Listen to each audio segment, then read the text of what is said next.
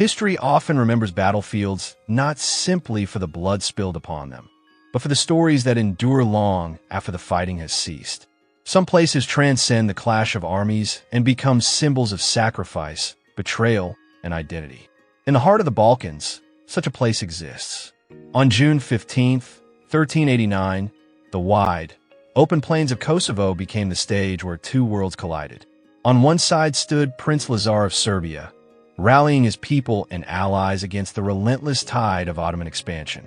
On the other, Sultan Murad I commanded a vast and disciplined army determined to extend his empire into Europe.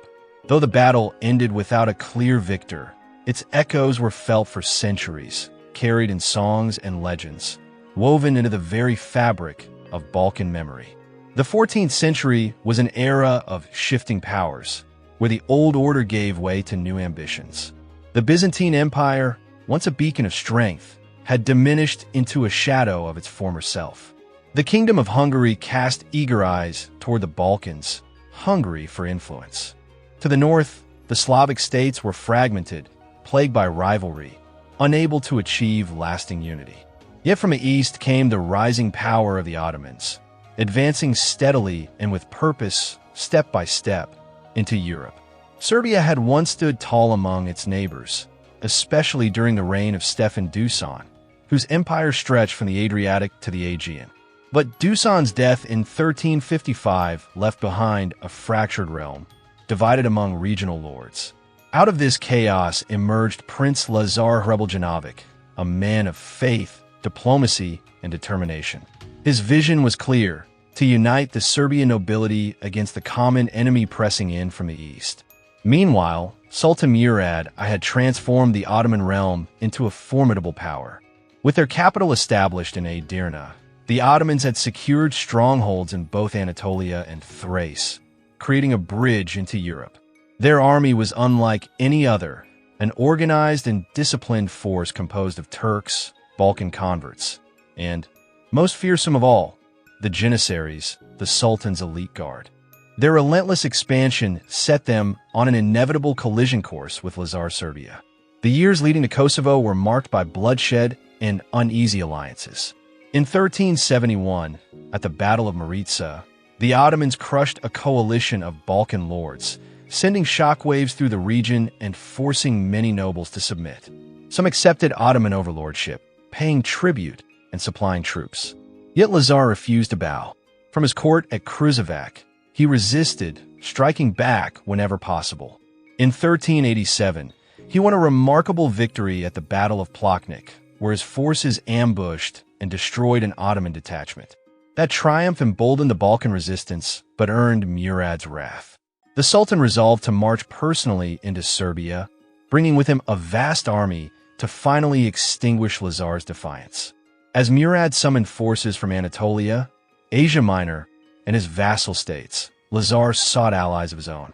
His son-in-law, Vuk Brankovic, joined him with his contingent, while King Tvrtko of Bosnia sent the experienced nobleman Vlatko Vukovic with a band of seasoned warriors. Chroniclers from the time offer wildly different numbers for the armies, some claiming hundreds of thousands, but modern historians suggest closer to 30,000 men on each side. Regardless of exact figures, both forces knew the importance of the coming battle. Kosovo Polj, near the town of Pristina, was chosen as the battleground. Its vast openness offered both opportunity and danger. It was the perfect stage for history to unfold. The morning of June 15, 1389, dawned heavy with anticipation. Chroniclers described the plain as a sea of tall grass and shallow rivers, its silence broken only by the distant sound of banners flapping in the wind and the low rumble of soldiers preparing for war. To the west, Prince Lazar's forces stretched out across the plain. Banners bearing the cross fluttered above armored knights, foot soldiers, and levied peasants. To the east, the Ottoman host assembled in ordered ranks. Their drums and horns rolled across the field like thunder, filling the air with foreboding. Both armies prepared with ritual. On the Serbian side, priests moved among the men, blessing them and administering communion, while bards sang heroic songs to inspire courage. On the Ottoman side, muezzins raised the call to prayer, their voices mingling with the sounds of sharpening steel and the steady beating of war drums. Each soldier knew what was at stake. Not only life and death, but the survival of nations, faiths, and ways of life. Lazar's army, perhaps numbering between 25 and 30,000, deployed in traditional fashion. At the center stood his household knights, heavy cavalry clad in gleaming armor, ready to drive into the enemy with sheer force. To the right, Brankovic's men held their position, a mixture of noble cavalry and infantry. To the left, the Bosnian contingent under Vukovic waited with steady confidence, veterans of battles against Hungarians and Ottomans alike. Behind them, reserves of archers and lightly armed peasants with spears prepared for their moment to strike. Across the field, Murad's forces formed in disciplined ranks. The Sultan himself commanded the center, shielded by his janissaries, whose discipline was unmatched. To his right stood his son Bayezid, known as Yildirim, the Thunderbolt, famed for his speed and ferocity in battle. To his left, another son, Yakub Shalebi, commanded additional cavalry units. In front, light infantry and raiders spread across the plain, while the Ottoman Sipahi cavalry waited, poised to deliver crushing charges at the right moment. It was not merely a battle between two armies.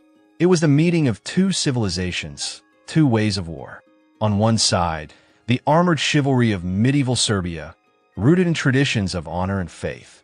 On the other, the adaptable and disciplined Ottoman war machine, already proving itself as a power destined to reshape the world. As the sun rose higher, tension gave way to action.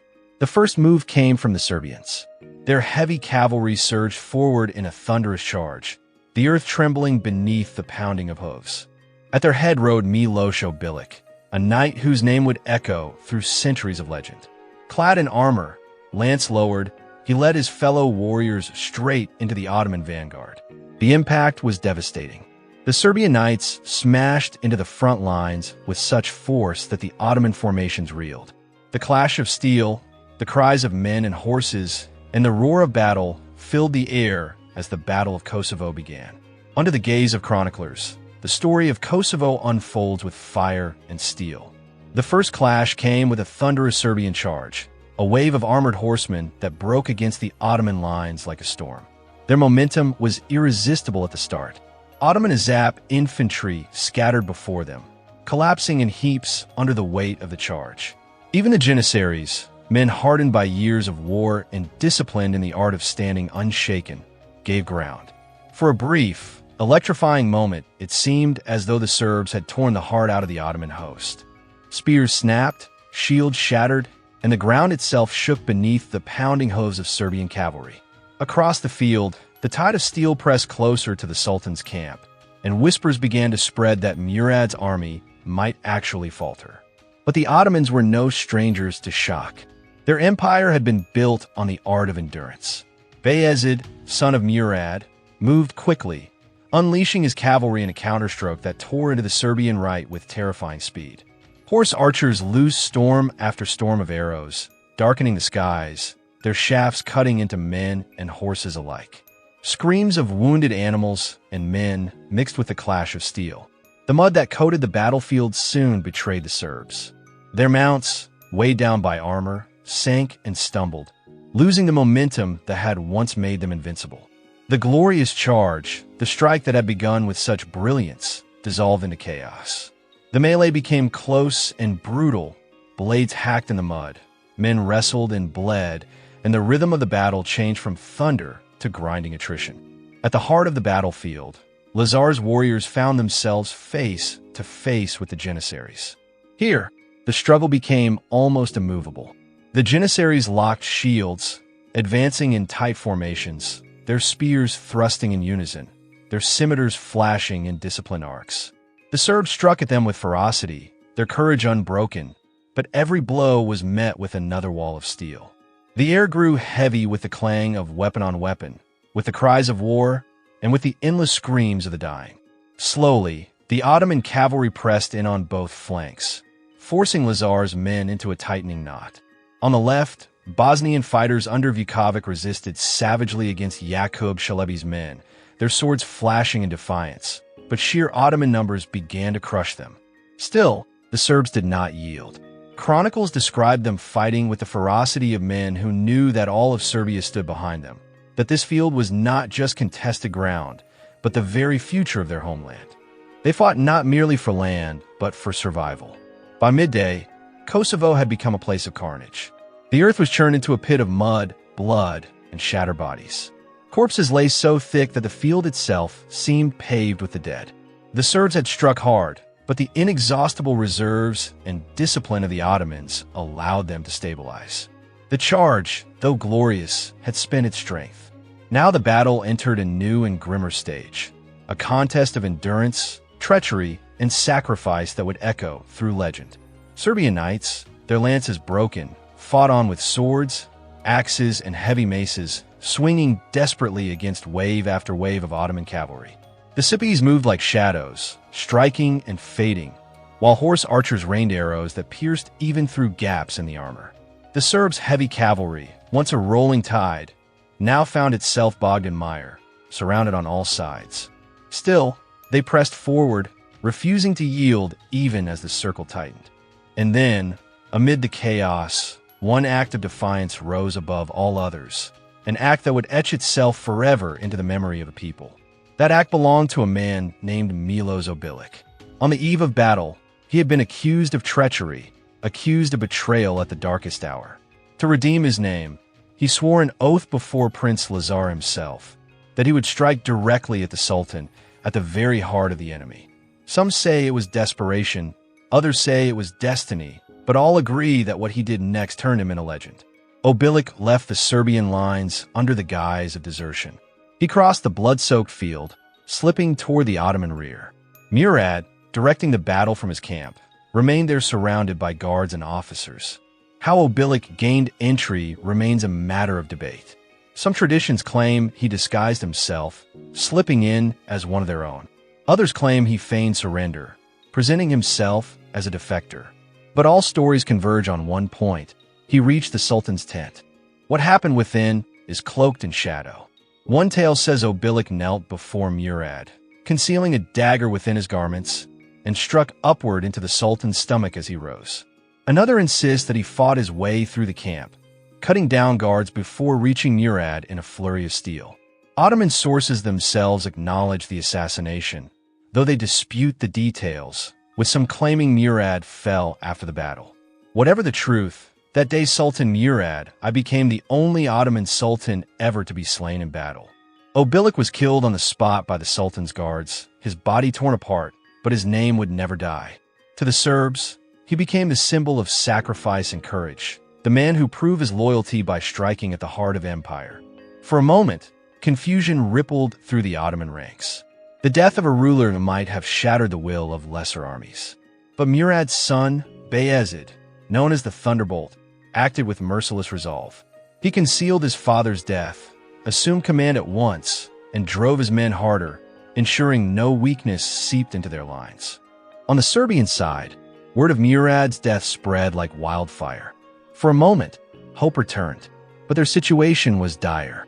Surrounded on nearly all fronts, their formations crumbling, they faced the relentless machine of Ottoman war. Bayezid's iron grip and ruthless determination only intensified the pressure. The sacrifice of Obilic would live on in legend, but on the field itself, the Serbs stood on the brink of annihilation. Kosovo had become a cauldron of blood, fire, and chaos, its legacy written not in victory, but in endurance, betrayal, and the enduring memory of a people who refused to go quietly into history.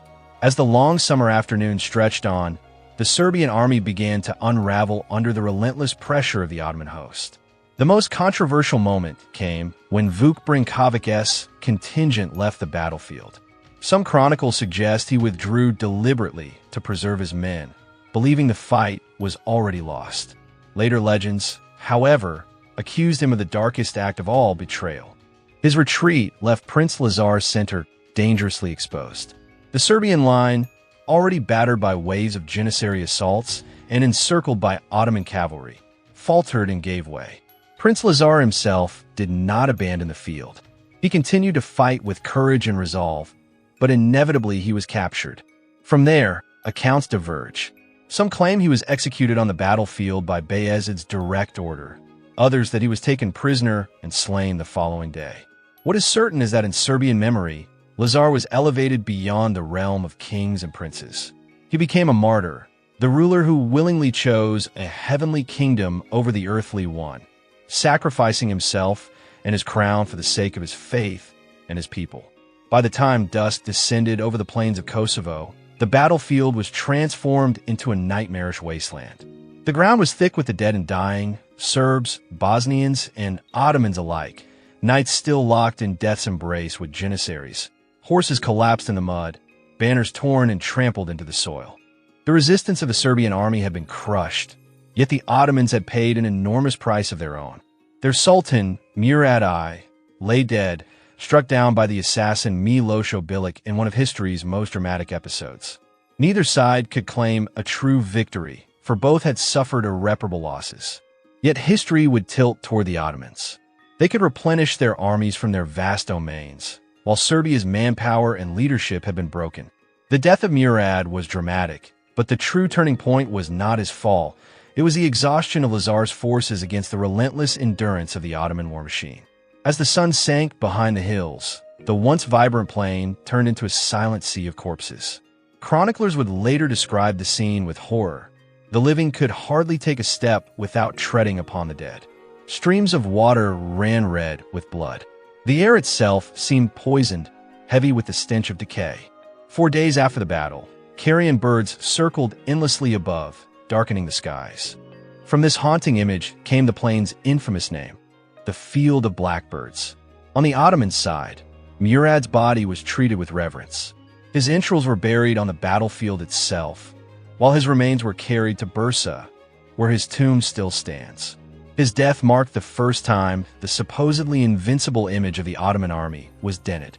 Yet their empire did not falter. Murad's son, Bayezid I, quickly secured his throne, consolidating power with ruthless efficiency. To prevent a civil war, he executed his brother Yakub, ensuring that the Ottoman advance would continue unchallenged in the years ahead. For Serbia, the consequences were devastating. Prince Lazar's death left the nation without a unifying figure at its head. His widow, Princess Milica, stepped into the role of regent, but she was forced into a position of submission, making Serbia an Ottoman vassal state. Some Serbian nobles still attempted to resist, but the tide of history had turned against them. The once proud Serbian Empire, which had rivaled Byzantium under the reign of Stefan Dusan, now entered a long decline. Kosovo was not just a lost battle. It was the moment the balance of power shifted irrevocably in the Balkans, a harbinger of Ottoman dominance inching steadily westward. Yet even as the dead still lay unburied, legends began to rise from the ashes. Serbian monks and bards retold the story, not as a tale of simple military defeat, but as one of spiritual triumph. Prince Lazar was remembered as a Christ-like figure who, according to tradition, was offered the choice between victory on earth and glory in heaven, and chose the heavenly kingdom. His death became the ultimate sacrifice, a covenant of faith sealed in blood. Miloš Obilić, remembered as the man who struck down Sultan Murad, was immortalized as the embodiment of loyalty and courage, his story sung by guslars for centuries to come. Even Vuk Brankovic, vilified as a traitor, became part of the mythos, his name forever tied to betrayal in the Serbian imagination. On the Ottoman side, Murad's death was honored as martyrdom and jihad, his burial site becoming a sacred memory. Thus, Kosovo became more than a battle. It became myth, sanctified by both victors and vanquished alike. The echoes of Kosovo spread far beyond the Balkans. In the courts of Europe, news of Murad's death initially sparked celebration. Christian rulers hoped that the Ottoman advance had been broken, but this hope proved short-lived. Bayezid, far from weakened, became even more aggressive, launching fresh campaigns across the Balkans. Hungary, Venice, and the papacy quickly realized that the battle had not saved Christendom, but had merely bought them time. For the Serbs, Kosovo became the defining story of their identity, a symbol of faith and sacrifice that endured even as their independence slipped away under Ottoman control. In truth, Kosovo was a paradox. Militarily, it was a stalemate. Both armies were devastated, both leaders slain, and yet the Ottomans endured while Serbia withered. in cultural memory. However, it became much more than a stalemate. For the Serbs, it was the sacred covenant of martyrdom, the moment when defeat was transformed into eternal glory. For the Ottomans, it was proof of divine destiny and their endurance as a conquering power. For Europe, it was a warning that the Ottoman tide was unstoppable. Over the centuries, Kosovo lived on not as a battle, but as a story. Serbian epic poetry kept its memory alive, painting Lazar as a saint and Miloš Bilic as the ultimate knight, while casting Brankovic as the eternal traitor. The songs of the Guslars gave hope during centuries of foreign domination, keeping alive the belief that faith and sacrifice could outlast conquest. Western chroniclers, too, placed Kosovo into the grand narrative of Christian struggle against the Ottoman tide, seeing it as both tragedy and warning. And so, Kosovo became more than history, it became legend. Its true power lay not in tactics, not in victories or defeats, but in memory. A stalemate was transformed into myth. A battlefield became a symbol. The plain of blackbirds, where blood once flowed in rivers, was forever etched into the soul of nations. Kosovo became the story of faith, betrayal, heroism, and sacrifice, echoing across 6 centuries, shaping how peoples understood themselves, their enemies, and their destiny.